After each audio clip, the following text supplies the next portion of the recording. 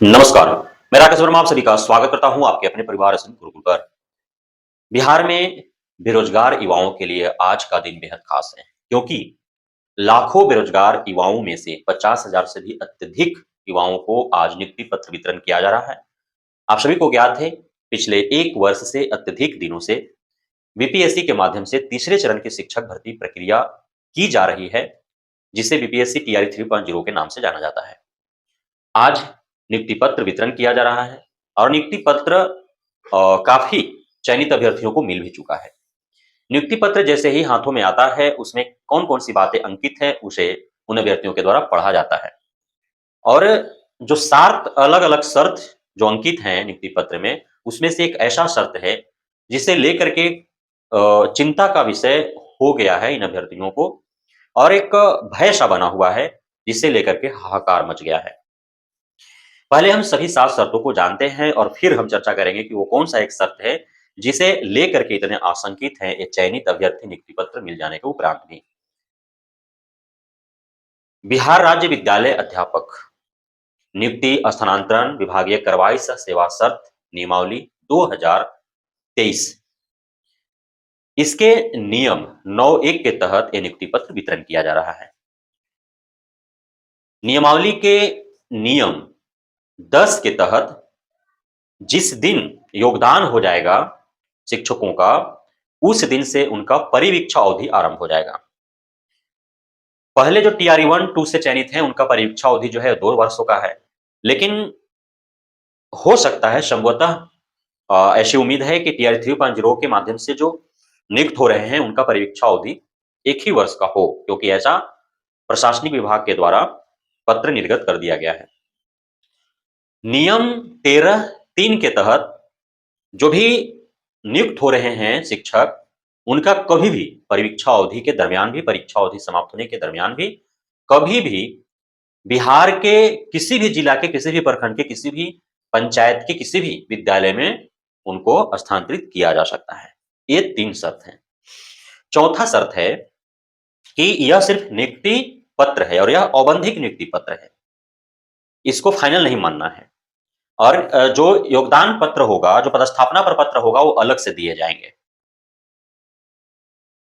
ये नियुक्ति पत्र मिलने के बाद वेतन तब मिलेगा आप शिक्षकों को जब आप विद्यालय में योगदान कर लेंगे, यानी कि जिस दिन आप योगदान करेंगे उस दिन से आपका वेतन आरंभ हो जाएगा। छठा जो है वह है कि सभी को टीचर्स आईडी दिए जा रहे हैं और आगे जो भी है आपको नाम से नहीं बल्कि उस टीचर आईडी से जाना जाएगा और कोई भी पत्राचार होगा आपके और विभाग के मध्य तो उसी टीचर आईडी के माध्यम से होगा। अब 7वां जो शर्त है वह यह है कि यह नियुक्ति पत्र औबंधिक नियुक्ति पत्र है, अर्थात यह नियुक्ति पत्र आपका अस्थायी नहीं है, यह टेम्पररी है, प्रोविजनल है, औबंधिक है और अस्थायी है।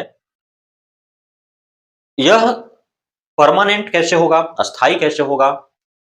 तो ऐसा आपको कतई नहीं मानना है कि काउंसलिंग हो गया, सारे डॉक्यूमेंट्स मिला लिए गए, तो आप अब अमर हो गए, अजर हो गए, अब आपको निकाला नहीं जाएगा। ये जो काउंसलिंग हुआ है, काउंसलिंग में सिर्फ इतना मिलाया गया है कि आप आवेदन के समय जो डॉक्यूमेंट्स दिए थे, वो डॉक्यूमेंट्स आपके पास है अथवा नहीं, या फिर आवेदन जो है गलत-सलत डॉक्यूमेंट्स लगा करके कर लिए और आपके पास वो डॉक्यूमेंट्स है ही नहीं, इसका मिलान कर लिया गया।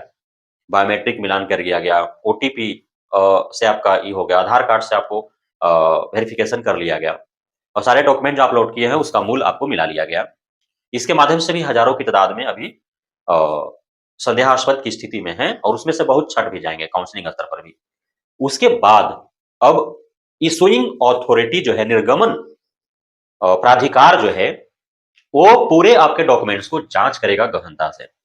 कई स्तरों पर जाँच होता है, मैंने आपको पूर्व में भी अवगत कराया है कि किसी भी विभाग का जो वैकेंसी होता है उसमें जो नियुक्त होते हैं, चाहे वे ए ग्रेड का हो, बी ग्रेड का हो, सी ग्रेड का हो, डी ग्रेड का हो, किसी भी स्तर का नौकरी हो, तो उसमें 2 प्रकार से डॉक्यूमेंटेशन होता है, एक ऑन द टेबल, एक ऑन द टेबल।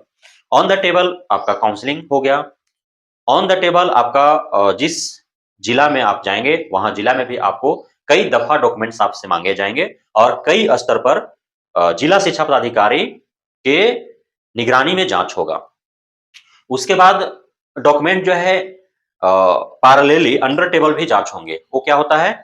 तो आपका मैट्रिक का, इंटर का, ग्रेजुएशन का, पोस्ट ग्रेजुएशन का, जो डीएलएड है, बीएड है, जो सीटेट है, एस्टेट है, जो आपका दिव्यांगता प्रमाण पत्र है, जो आपका जाति प्रमाण पत्र, निवास प्रमाण पत्र है, जो ईडब्ल्यूएस है, ओबीसी एनसीएल है, ये सब जहाँ से इश्यू हुआ है, जिस बोर्ड से, जिस यूनिवर्सिटी से, जिस कार्यालय से, तो वहाँ से सारे डॉक्यूमेंट्स आपका जाँच होगा कि सही में वहीं से आपका ये डॉक्यूमेंट्स निर्गत हुआ है, फिर आप फर्जी बनवा लिए हैं। उसके बाद जो है आपका कन्फर्मेशन हुआ कि हाँ, सारे डॉक्यूमेंट्स आपका सही और सत्य पाया गया। अब आपको जो है अस्थायी रूप से नियुक्ति पत्र दे दिए जाएँगे। और बीच में यदि गड़बड़ी होता है तो फिर आपको कभी भी निकाला जा सकता है, जैसे कि टीआरई 1 के हज़ारों निकल गए, टीआरई 2 के हज़ारों निकल गए, नियोजित भी अब तक हज़ारों छँट गए और नियोजित टीआरई 1, टीआरई 2 हज़ारों की तादाद में ऐसे शिक्षक-शिक्षिकाएँ हैं, जिन पर खतरा मंडरा रहा है। और ये बात आप दिमाग से निकाल दें कि फर्जी और अयोग्य होंगे, बावजूद इसके चूँकि आपका नौकरी हो गया, नियुक्ति पत्र हो गया है, आपका सर्विस बुक बन गया है, आप 3 महीना का वेतन उठा लिए हैं, तो आपको नहीं हटाया जाएगा। रिटायरमेंट के 3 महीना पूर्व तक भी आप फर्जी पाए जाते हैं, तो आपको हटाया जाएगा, आप पे विभागीय कार्रवाई होगा। आप जितना भी विभाग से आपने वेतन भत्ता एवं अन्य आर्थिक लाभ लिए हैं, वो सारे सूद सहित, ब्याज सहित आपसे वसूले जाएँगे। तो दिमाग से निकाल देना है कि आप फर्जीवाड़ी तरीके से घुस गए, आप फर्जी डॉक्यूमेंट्स के आधार पर घुस गए, आप अयोग्य होते हुए भी आप बहाली ले लिए, आँख में धूल झोंक करके शिक्षा विभाग को अब आपका सर्विस बुक बन गया, 3 महीना का वेतन मिल गया, तो आपका राइट हो गया, उस नौकरी पर आपको नहीं निकाला जाएगा, ऐसा कतई नहीं है। आप कभी भी पकड़े जाएँगे फर्जी और अयोग्य हैं, तो आपको निकाला जाएगा। सही और योग्य हैं, तो फिर आपके ऊपर कोई खतरा नहीं है, तो इस बात का ध्यान रखना है। और चूँकि इस नियुक्ति पत्र में यह अंकित है कि अभी ये औपबंधिक नियुक्ति पत्र है, आपका डॉक्यूमेंट्स जो है वो निर्गमन प्राधिकार इश्यूइंग अथॉरिटी के अधीन जाँच हो रहे हैं और उसके बाद ही आपका अस्थायी रूप से जो है कन्फर्मेशन मिल पाएगा। इस एक बिंदु के वजह से, एक शर्त के वजह से कहीं न कहीं भय और संशय की स्थिति है, लेकिन उन्हीं में है जिनमें थोड़ा बहुत जो है कहीं कमियाँ और खामियाँ हैं, बाकी अन्य को घबराने डरने की आवश्यकता नहीं है। जाँच चाहे जितना करा लें, आप सही हैं, योग्य हैं, तो आपके ऊपर कभी भी कोई खतरा नहीं आने वाला है। बहुत-बहुत धन्यवाद आप सभी साथियों का हमारे साथ जुड़े रहने के लिए, बने रहने के लिए, मित्रता प्यार देने के लिए, भरोसा बनाए रखने के लिए।